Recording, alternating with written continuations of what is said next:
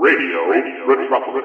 Welcome to the Superman Radio Podcast here on Radio Metropolis. We're about to start Part 8 of The Man Without a Face.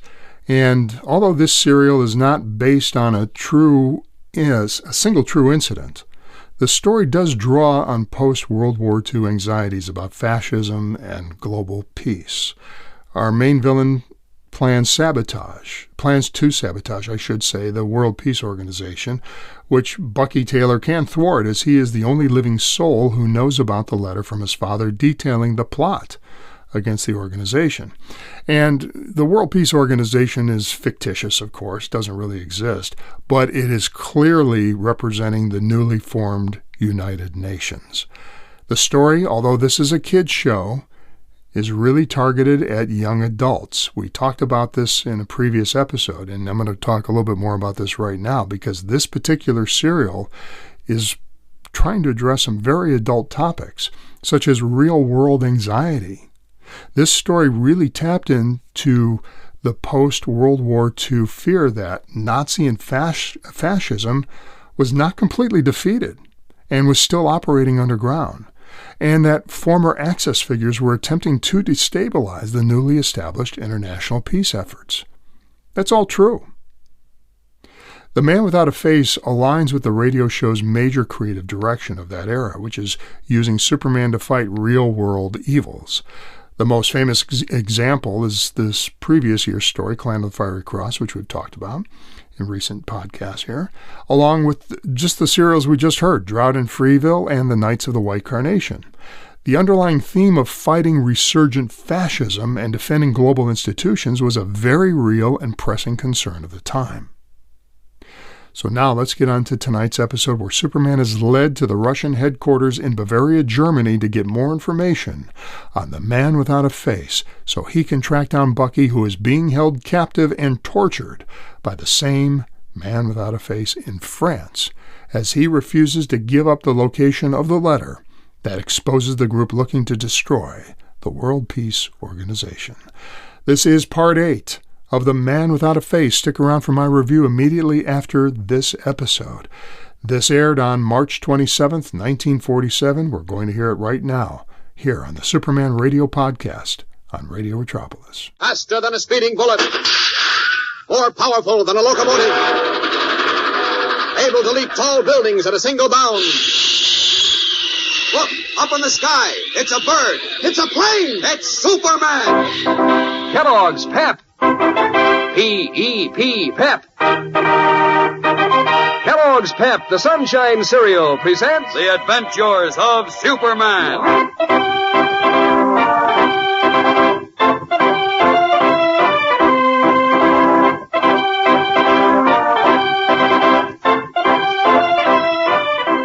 Today, while Clark Kent finds a direct clue to the Man Without a Face, young Bucky Taylor, a helpless prisoner of the plotter against world peace, has been condemned to death.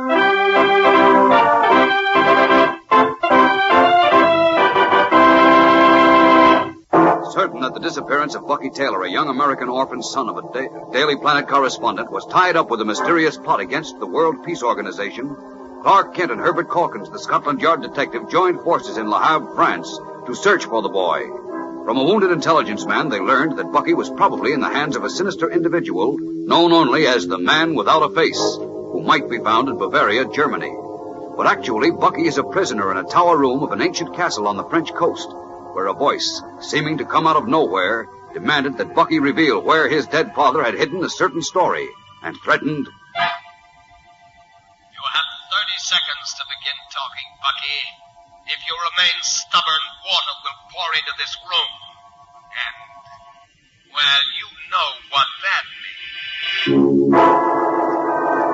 means. As we continue now, Superman has arrived at the Russian military government headquarters in Bavaria, Germany, where, once more in his guise of reporter Clark Kent, we find him talking with Colonel Ivan Stroganoff. Listen. I have an artist's sketch of the man I'm looking for, Colonel Stroganoff. A man known only as the Man Without a Face. The Man Without a Face? Yes. According to confidential information, he is said to be engineering a huge plot against the World Peace Organization.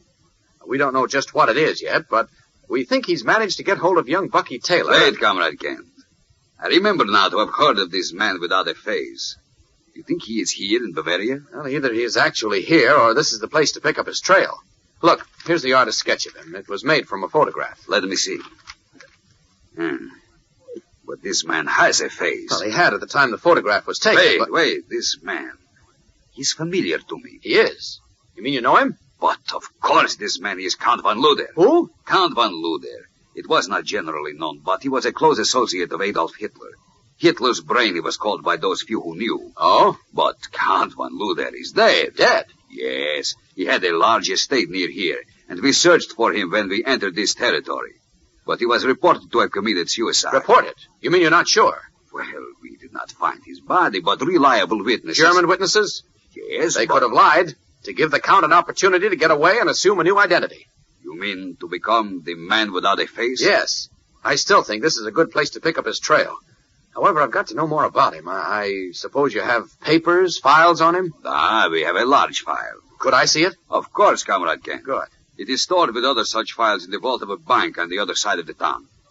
Come with me. I will take you there. Fine, Colonel. Let's go.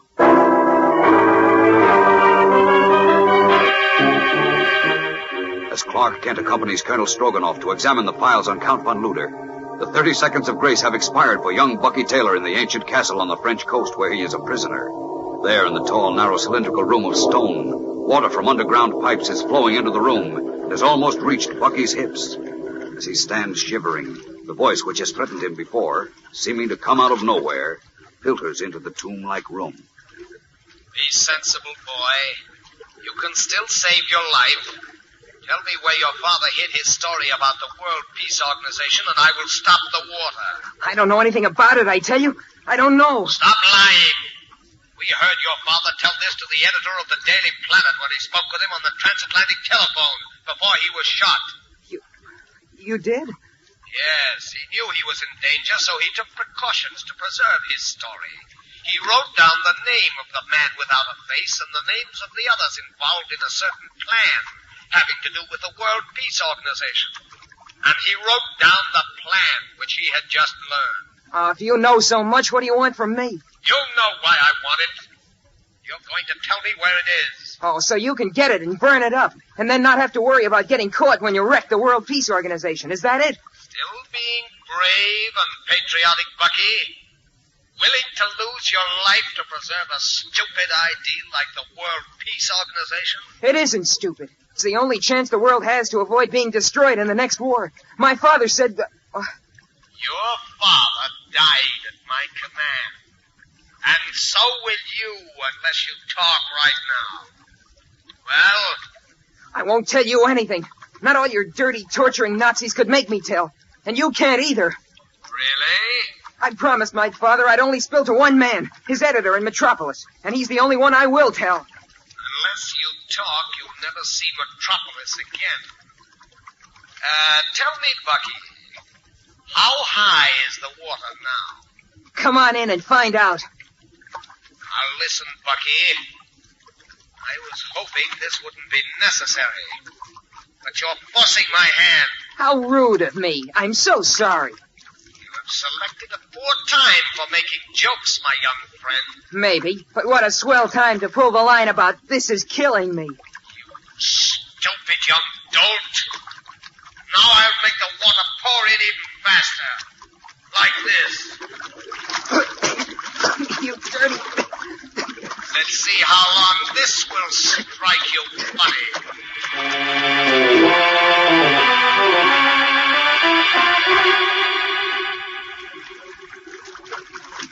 Now the water level is over your head and you're forced to swim. How do you like that? If I had my choice, I'd rather have a different kind of swimming pool. Still being foolishly brave, eh, Bucky? Yeah, sure. But how long can this go on? What did you say? Nothing that would interest you. Be reasonable, son. All you have to do is... I know what I have to do, and I'm doing it. Very well. It'll not be long now before your last chance for life will be gone.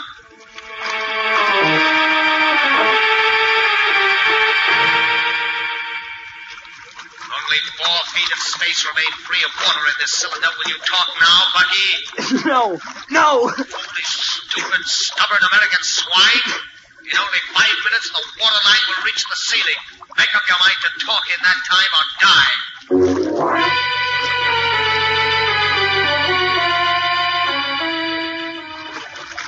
Well, Bucky, there's not long to go. Will you talk now? Better say yes. Stall for time. Speak up, boy. I can't hear you. Yes. Yes, I'll talk. Now you're being smart, boy. Go on. Tell me what I want to know. Then I will let you out of the tank.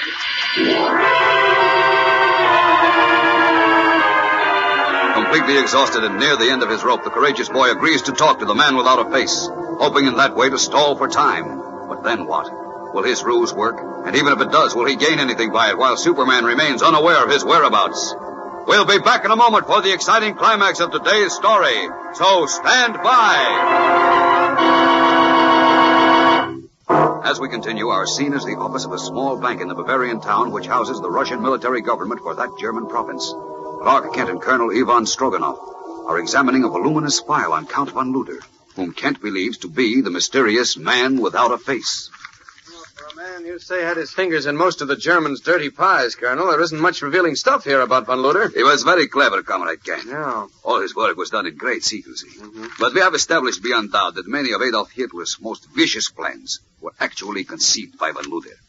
Does that mean with regards to France, too? We are positive that Count von Luder was the real ruler of Vichy France. Oh. We have discovered that he was in France, quartered in the castle of some French collaborationists, while the Nazis ruled there. Wait a minute, that might be a lead. Here's an envelope from a letter written by von Luder to the Burgermeister here. It's from France. See the postmark, 1943, and von Luder's name in the corner. But the letter itself is missing, so that cannot help us. Oh, now, wait, maybe it can. There's an engraving of an old castle or chateau or something on the envelope. If I could only make out the name of the town. The postmark's pretty faded, though. Oh, wait a minute, I've got it. Cap Grinet. So, now where are we? I know where I'm going to be in a matter of seconds, Colonel. In Cap Grinet, looking for that castle. In a matter of seconds, Comrade. Cap Grinet is perhaps 2,000-3,000 miles away. Yeah, well, it may take a bit longer. Quite a bit, Comrade. Anyhow, I think you place far too much hope in this slight clue. That's the only clue I've been able to find, and it might pay off, so I've got to run it down. Well, goodbye, Colonel Stroganoff, and thanks very much. I'm on my way. Hurrying from the little bank, Clark Kent steps into the shadows of a tall hedge, and a moment later, garbed once more in the blue costume and red cape of Superman. Up, and away!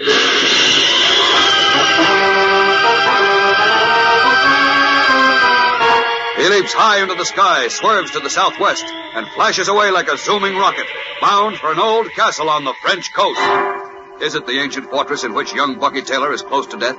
Will Superman be in time to save Bucky and to move against the man without a face, who has already given orders to proceed with his mysterious plot against the World Peace Organization? There's a thrill a minute for you in tomorrow's episode, fellows and girls, so don't miss it.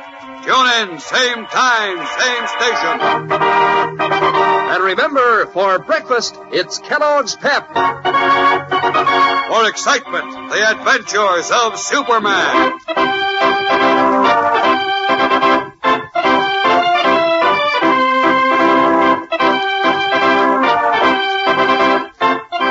Superman is a copyrighted feature appearing in Superman DC comic magazines and is brought to you Monday through Friday at this same time by Kellogg's Pep, the Sunshine Cereal.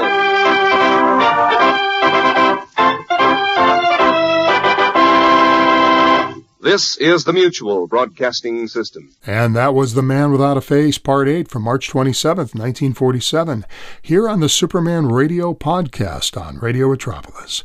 Well, our main villain, the Man Without a Face, we believe is revealed to be Count von Luder, a former high-ranking lieutenant of Adolf Hitler, sometimes called Hitler's brain, which is the first time we're getting a story that has direct ties to Hitler himself, further driving home this creative direction that's tied into the real anxieties of 1947.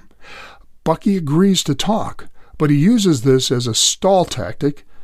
But as Jackson Beck states, so what? Nobody has a clue. Superman even knows about this, let alone the authorities. And I kind of chuckled when we found out the Russian contact's name was Stroganoff. Beef Stroganoff? I mean, who's Stroganoff? It's also interesting to hear that the Russians are still regarded as our allies. 1947. Edge of knife, as they say. I'll talk more about that in our next podcast episode. And that'll do it for us with Part 8 of The Man Without a Face, originally heard on March 27th, 1947, heard tonight here on the Superman Radio Podcast on Radio Metropolis. This is Radio Metropolis.